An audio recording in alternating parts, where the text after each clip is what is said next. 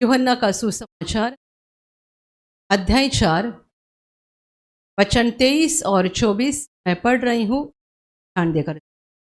परंतु वह समय आता है, वरन अब भी है, जिसमें सच्चे भक्त पिता की आराधना आत्मा और सच्चाई से करेंगे, क्योंकि पिता अपने लिए ऐसे ही आराधकों को ढूंढता है। परमेश्वर आत्मा है और अवश्य है कि उसकी आराधना करने वाले आत्मा और सच्चाई से आराधना करे।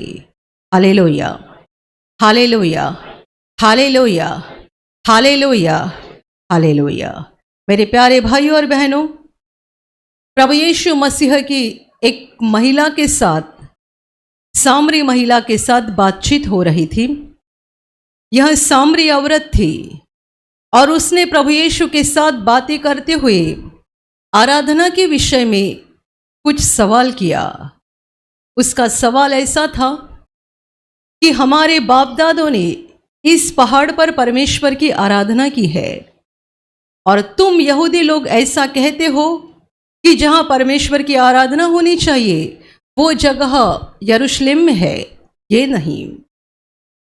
जब वो प्रभु को ऐसा बता रही थी, सवाल कर रही थी, तब प्रभु ने उसे आराधना के विषय में, परमेश्वर की भक्ति या परमेश्वर की आराधना के विषय में बहुत महत्वपूर्ण बात कही, जो अभी हमने वचन में पढ़ी।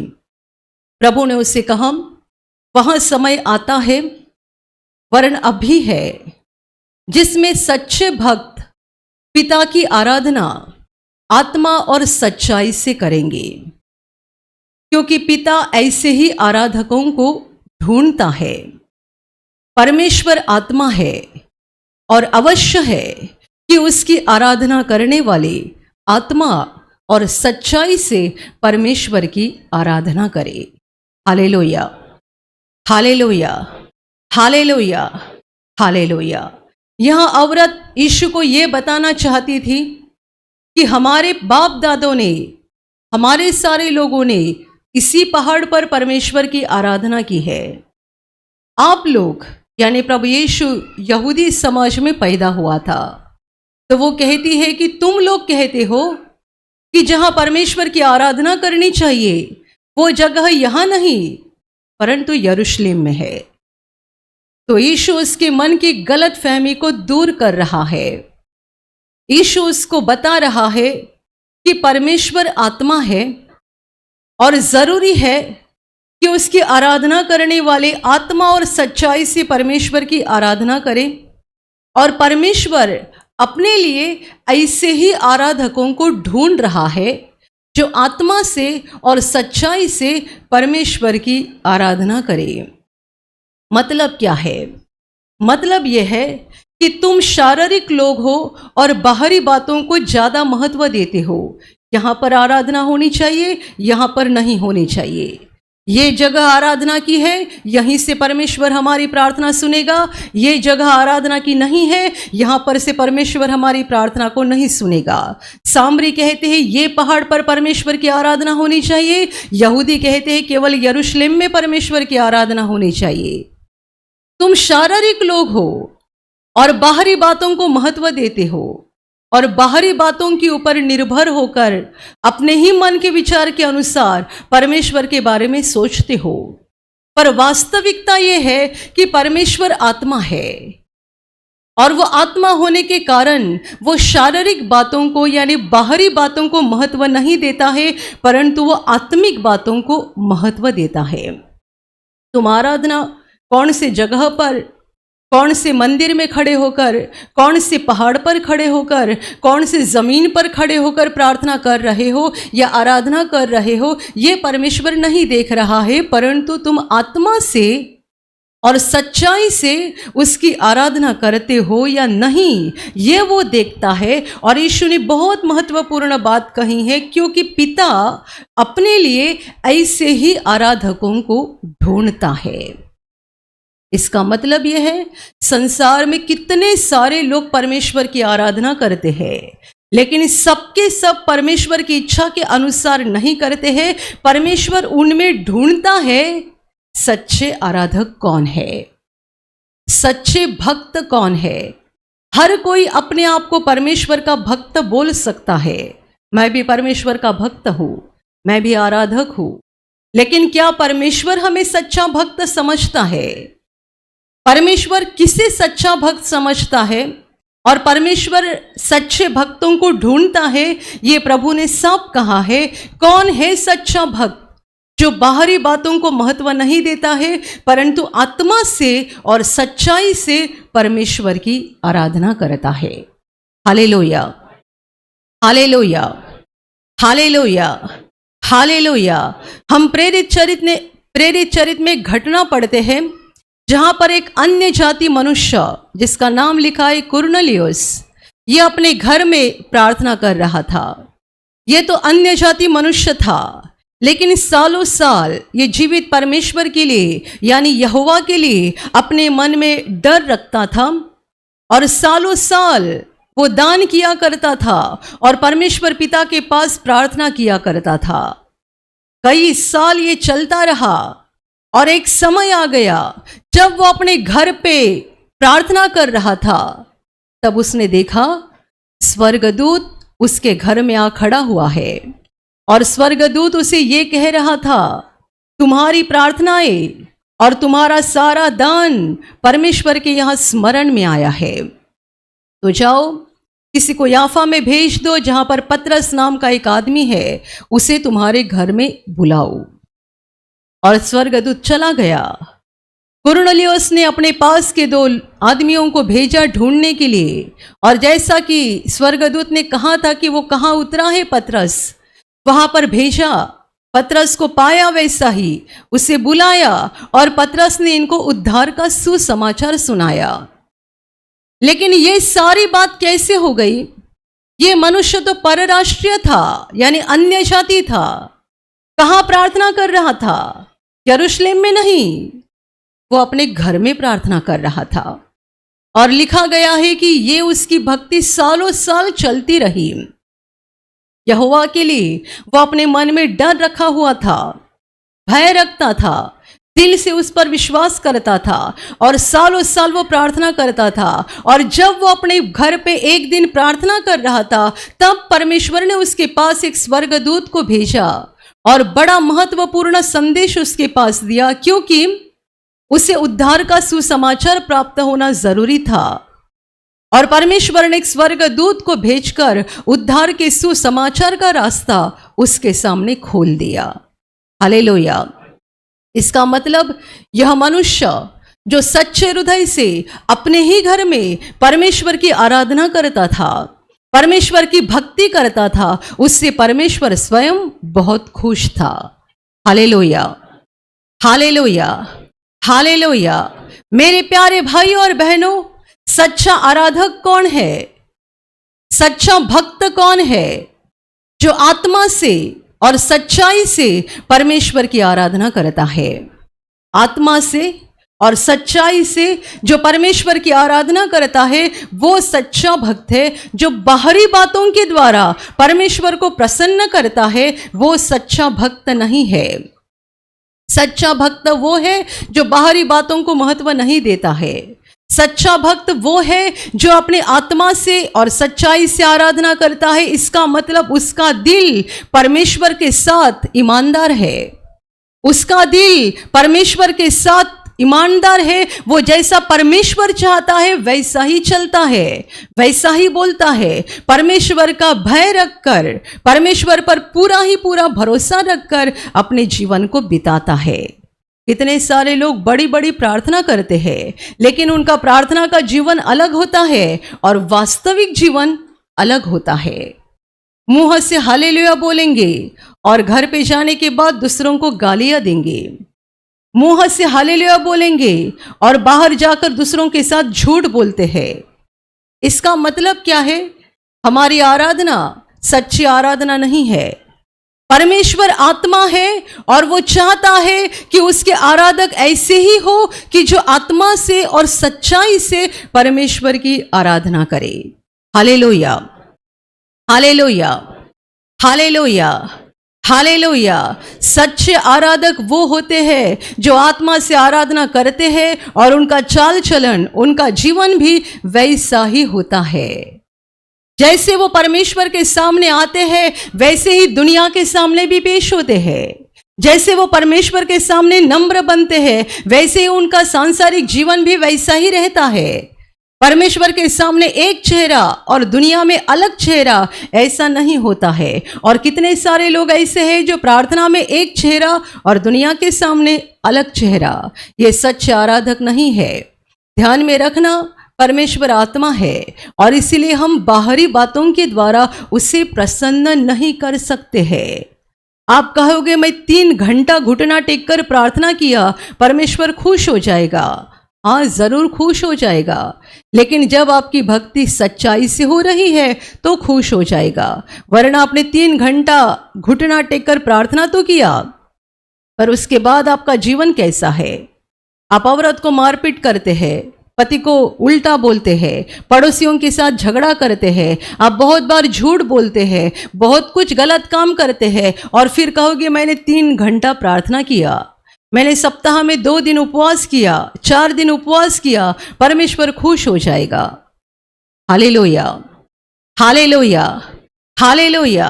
मेरे प्यारे भाई और बहनों, हम शारीरिक मनुष्य हैं और इसलिए हम बाहरी बातों के ऊपर बहुत ज्यादा ध्यान देते हैं। घुटनों पर आकर प्रार्थना करना बहुत अच्छी बात है, उपवास रखना बहुत अच्छी बात है, दान धर्म करना बहुत अच्छी बात है और ऐसी कितनी सारी अच्छी बातें हैं, लेकिन हम सच्चाई से जीवन बिताना शुरू करना चाहिए और हमारे जीवन में सच्चाई होना जरूरी है। यदि सच्चाई नहीं है और हम परमेश्वर की इच्छा के अनुसार अपने जीवन को नहीं बिता रहे हैं, हमारा चाल चलन परमेश्वर की इच्छा के अनुसार नहीं है, तो हमारी भक्ति परमेश्वर की नजर में सच्ची भक्ति नहीं है। और यीशु कहता है, पिता अपने लिए ऐसे ही आराधकों को ढूंढ रहा है। Hallelujah, hallelujah. ऐसे ही यानी कौन से आराधक जो आत्मा से और सच्चाई से परमेश्वर की आराधना करे। हालेलुया। कुछ समय पहले यहाँ पर दूर से एक भाई आए थे, उनको चंगाई का अनुभव आया था और अनुभव आने के बाद तुरंत ये भाई यहाँ पहुँचे। उन्होंने अपनी गवाही में ऐसे कहा, जब मैं यहाँ आ रहा था तो मुझे ऐसा लगा कि मैंने फ़ोन पर से प्रार्थना ली और मुझे चंगाई मिली। यहाँ इतना बड़ा प्रभु का काम होता है तो ये चर्च कितना बड़ा होगा। और चर्च बोलते हैं तो कितनी बड़ी बिल्डिंग रहती है, कितनी बड़ी इमारत रहती है। लेकिन जब मैं यहाँ आया और यहाँ पहुँचा तब देखा यहाँ बड़ी बिल्डिंग नहीं है, ये तो ताड़पत्री और बाम्बू का साधारण शेड है।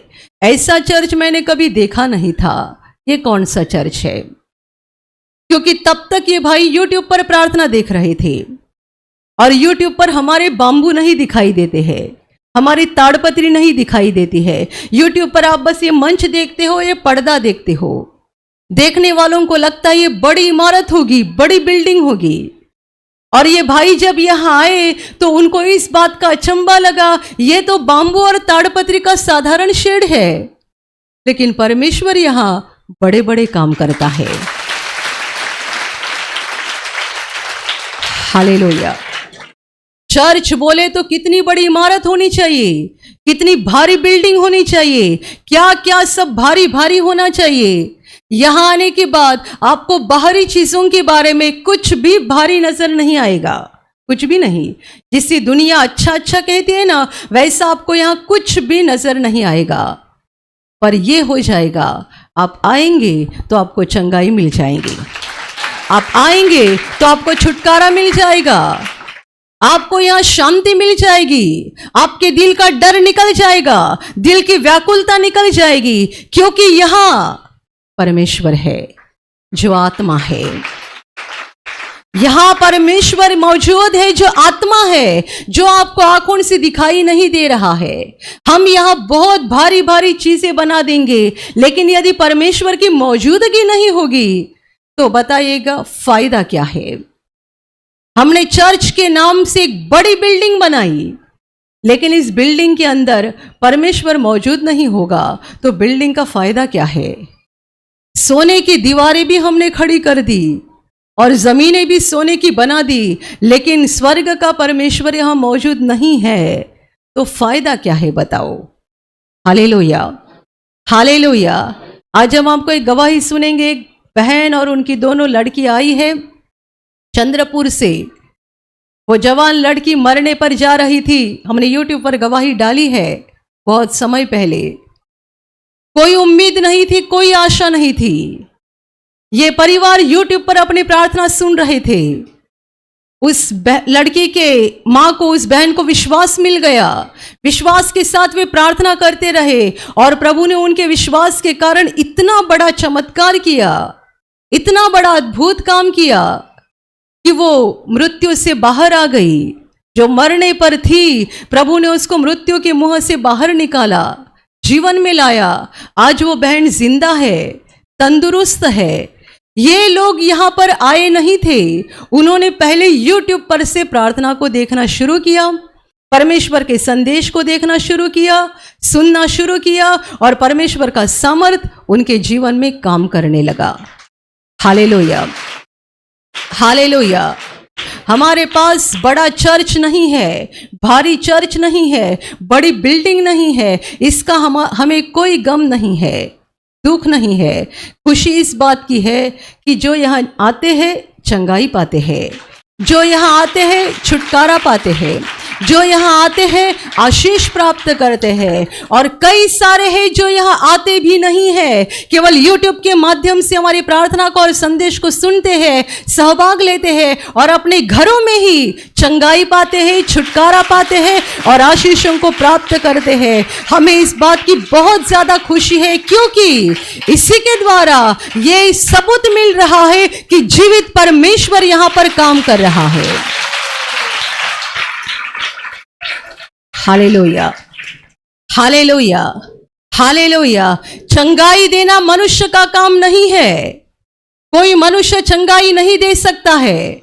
हम चंगाई देने वाले लोग नहीं हैं, हम आपको परमेश्वर का रास्ता दिखाने वाले लोग हैं। हम किसी को ठीक नहीं कर सकते हैं, हम किसी का साधारण सर दर्द भी नहीं निकाल सकते हैं, किसी के जीवन से छोटी सी या छोटी बीमारी या छोटा दर्द भी हम नहीं निकाल सकते हैं। Hallelujah, hallelujah, hallelujah. बहुत साल पहले हम महाराष्ट्र के बाहर एक शहर में प्रार्थना सभा चलाने के लिए गए थे। जब अपने ब्रदर मार्टिन थे, हम एक परिवार में गए थे और उस परिवार में जब हम बैठे हुए थे तब उस परिवार के जो मुख्य भाई थे उन्होंने सामने आकर ब्रदर से कहा, मेरी पत्नी की समस्या है। क्या समस्या है? उनके पैर का एक अंगूठा है जो नम हो गया है, यानी संवेदना शून्य हो गया है, उसे कोई संवेदना नहीं समझती है और धीरे धीरे पास की जो उंगलियां हैं वो भी वैसी होती जा रही है। हमने बहुत कोशिशें की है, अब तक बहुत खर्चा किया है इलाज के लिए, लेकिन उसकी परेशानी निकलती नहीं है, परंतु ये बढ़ती जा रही है। पहले अंगूठा वैसा हो गया और अभी पास की एक एक उंगलियां भी वैसी हो रही है और उन्हें बहुत ज़्यादा टेंशन है कि शायद कुछ तो बड़ी बीमारी है और कुछ तो उनको ऑपरेशन की भी सलाह दी थी। ये भाई ने कहा, ब्रदर जी आप मेरी पत्नी के लिए प्रार्थना करो, क्योंकि उनका ऑपरेशन होने जा रहा है और हम सबको बहुत डर लगा है क्योंकि ऐसी बीमारी है और फैल रही है। ब्रदर ने उस बहन को सामने बुलाया, उसके पैर पर प्रार्थना किया, बस 2 मिनट की प्रार्थना किया और वो बहन चिल्लाई, मेरे पैर में संवेदना आ गई है, अभी मुझे समझ में आ रहा है। उसके पहले, प्रार्थना के पहले ब्रदर ने बहुत दबाया, बहुत देखा, वो कहते कुछ नहीं समझ में आ रहा है। अब कितना दबा रहे, कितना हाथ लगा रहे, कुछ समझ में नहीं आ रहा है। ब्रदर ने 2 मिनट की प्रार्थना की और उसके बाद तुरंत वो चिल्लाने लगी, सब ठीक हो गया। वो अंगूठा हिलाने लगी, उंगलियां हिलाने लगी, दबाने लगी और वो बोलती, अभी मुझे सारा स्पर्श समझ में आ रहा है।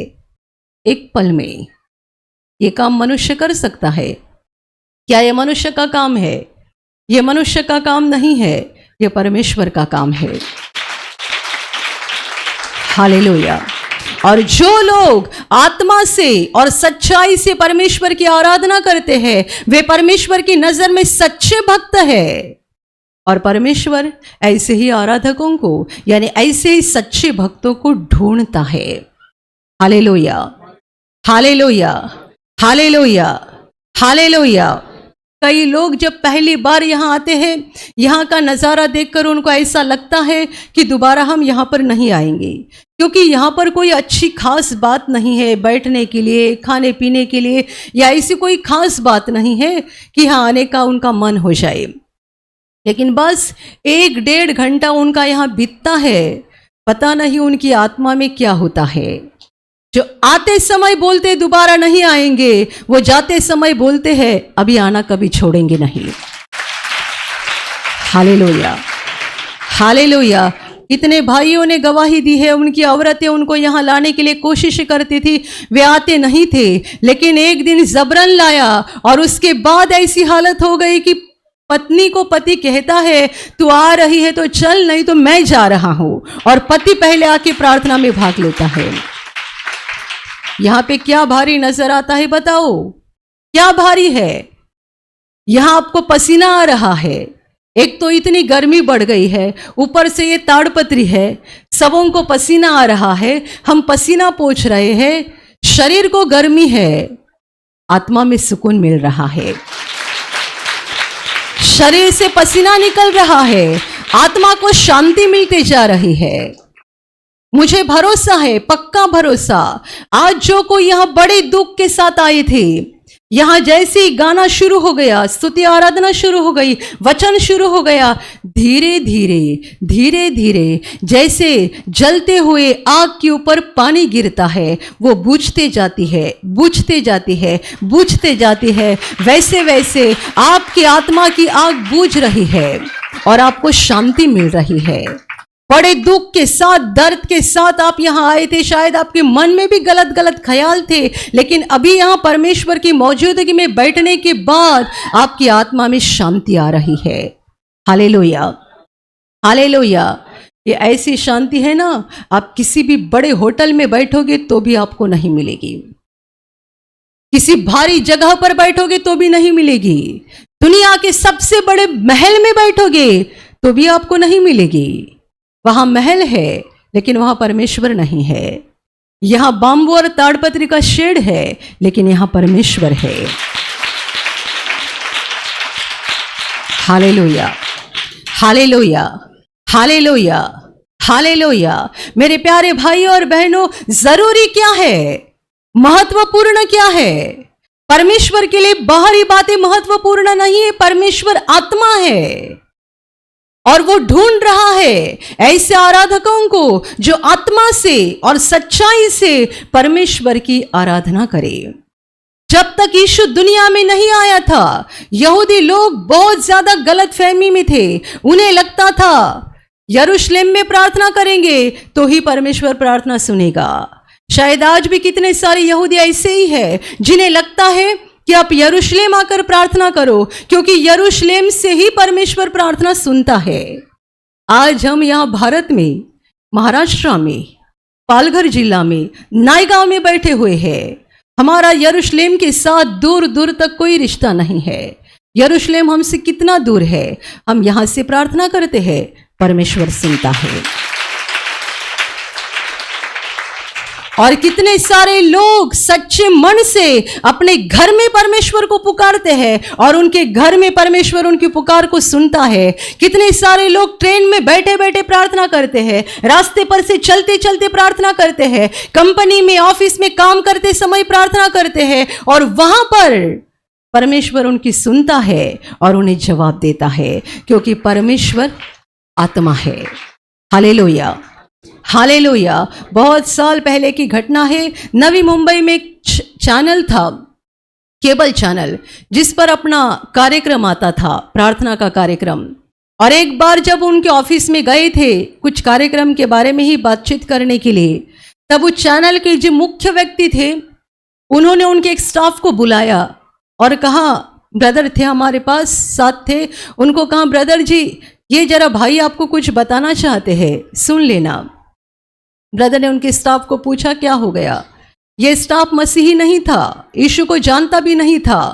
उसने ऐसा कहा, 2-3 दिन पहले की कुछ तो बात थी, उनके दांत में बहुत ज्यादा दर्द था। ये दर्द कई दिनों से चलता रहा और उस दांत के कारण कान में और ये पूरे भाग में इतना ज्यादा दर्द था कि उन्हें काम करने का भी मन नहीं हो रहा था। उन्होंने कहा कि जब आपका प्रोग्राम हम केबल टीवी के ऊपर डाल रहे थे तब मेरे यहाँ दांत में और कान में बहुत ज्यादा दर्द था और इस दर्द के मारे में ठीक से काम नहीं कर पा रहा था। मैं उसको दबा के अपना हाथ एक टेबल के रखे हुए आपके कार्यक्रम को देख रहा था और जैसे ही आपने बीमारी निकल जाने की आज्ञा दी, एक पल में ये मेरा सारा दर्द खत्म हो गया।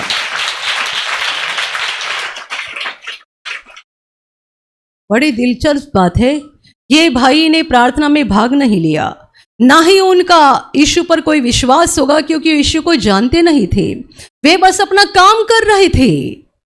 उस केबल टीवी के ऊपर अपना कार्यक्रम था और कार्यक्रम डालने का वो काम कर रहे थे और जब उन्होंने कार्यक्रम डाल दिया, जब तक ये आधा घंटे का कार्यक्रम नहीं होता, ये अपने टेबल के ऊपर हाथ रख के अपने दांत और कान के दबा के बैठे थे और जो भी चल रहा था बस देख रहे थे और सुन रहे थे। और उन्होंने खुद कहा, जब प्रार्थना के अंत में ब्रदर बीमारी जाने के लिए आज्ञा देते हैं, उसी घड़ी उनका सारा दर्द खत्म हो गया।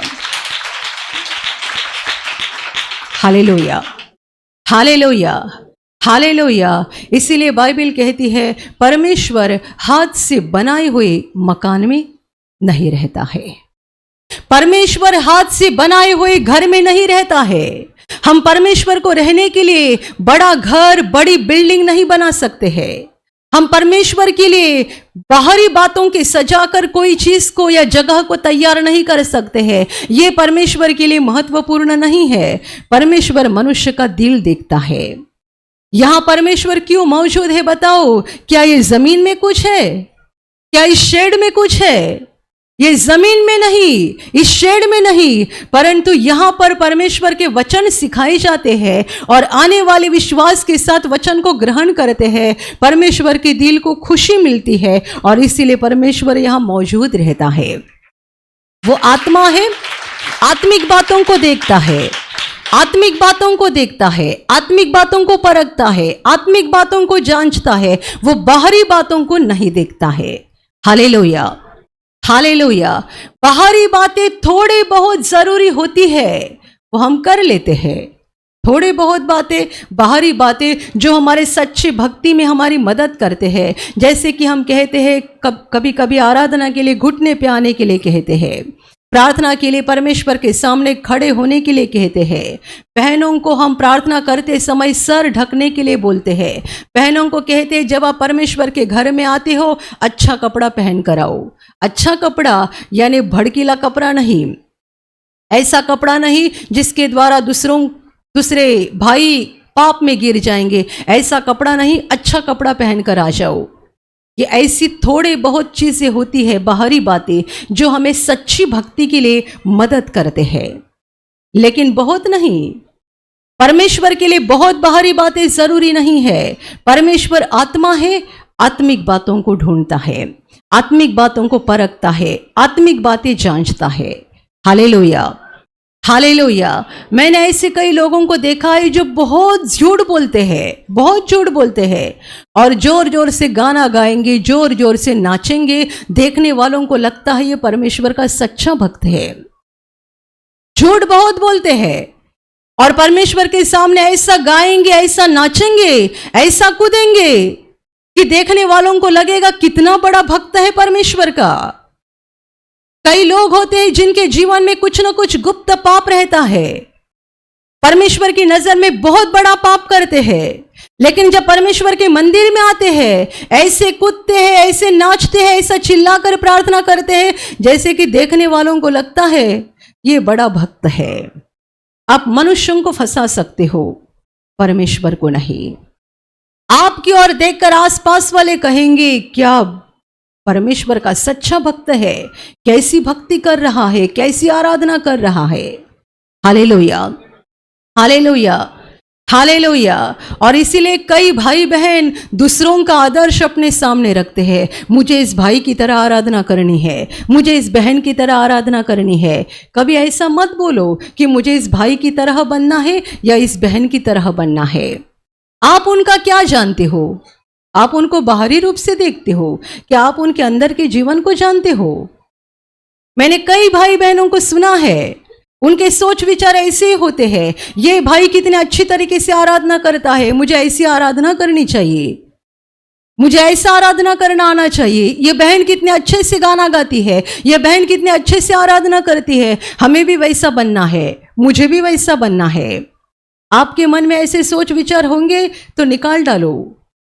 आप मूर्ख व्यक्ति हो, आप नहीं जानते हो कि हमें मनुष्य के बारे में कुछ पता नहीं है। बड़ी बड़ी आराधना करने वाले लोग अपने जीवन में गुप्त पाप में रहते हैं। इसलिए यीशु ने कहा है परमेश्वर आत्मा है और अवश्य है कि उसकी आराधना करने वाले आत्मा और सच्चाई से, आत्मा और सच्चाई से, आत्मा और सच्चाई से परमेश्वर की आराधना करें। आप आपके बाहरी रूप के द्वारा दुनिया को फंसा सकते हैं, परमेश्वर को नहीं। परमेश्वर हमारी सच्चाई क्या है वो जानता है। जो मनुष्य परमेश्वर के सामने जैसा है वैसा ही दुनिया में है, वो सच्चा मनुष्य है। उसकी आराधना सच्चाई से हो रही है। जो बोलता है वैसा करता है, उसकी आराधना सच्चाई से हो रही है। और जो बोलता है बहुत बड़ी बड़ी बातें और खुद के जीवन में पाप में डूबा हुआ है, परमेश्वर के खिलाफ जीवन बिता रहा है, वो झूठा है, उसकी आराधना झूठी है और परमेश्वर ऐसे आराधक नहीं चाहता है। Hallelujah, hallelujah, hallelujah.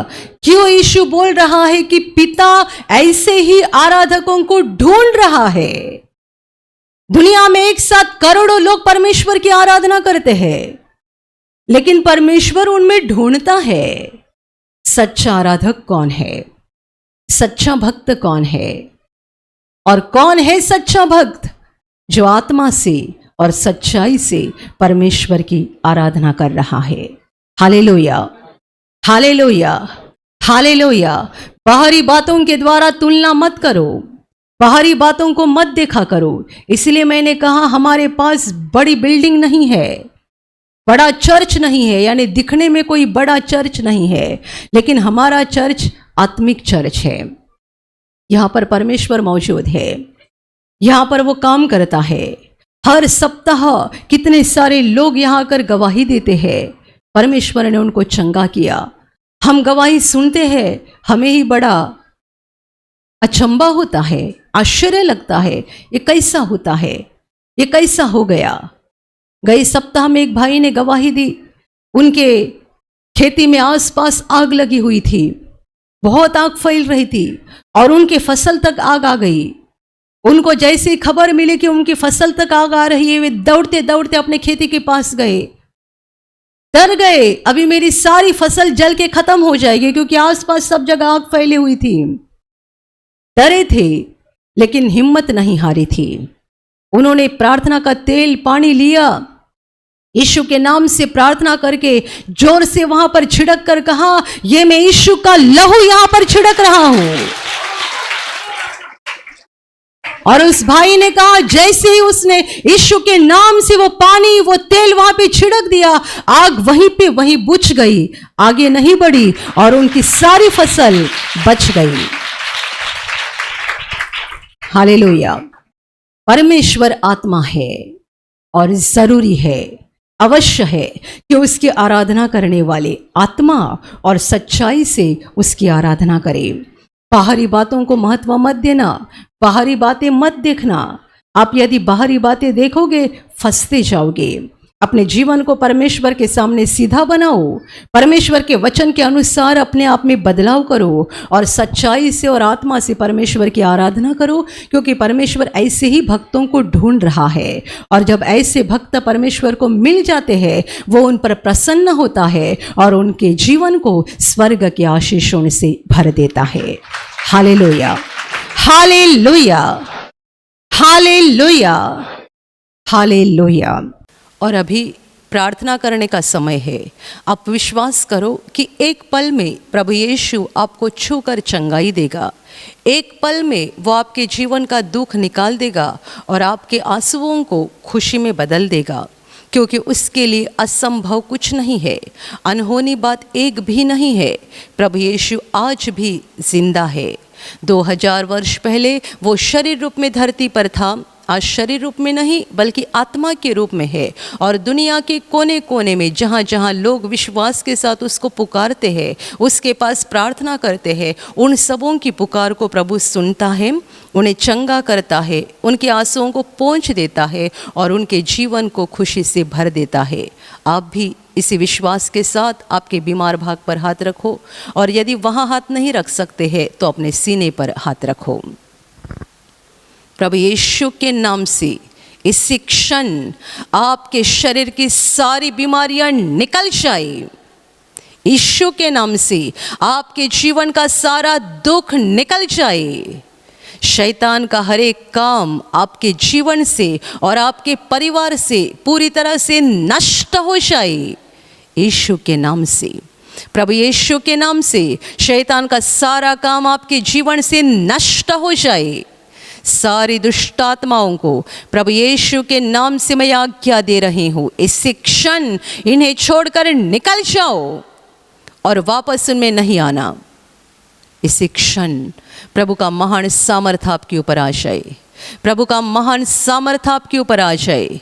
प्रभु का महान सामर्थ आपके ऊपर आ जाए। इसी घड़ी पवित्र आत्मा की खुशी आपके दिल में आ जाए, पवित्र आत्मा की शांति आपके दिल में आ जाए और आपका जीवन स्वर्ग की रोशनी से भर जाए। आमीन।